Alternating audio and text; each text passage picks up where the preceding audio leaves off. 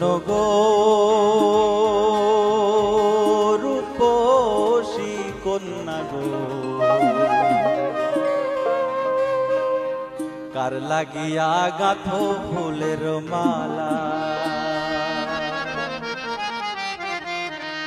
শোনো গো রূপসী কন্যা গো, কার লাগিয়া গাঁথো ফুলের মালা।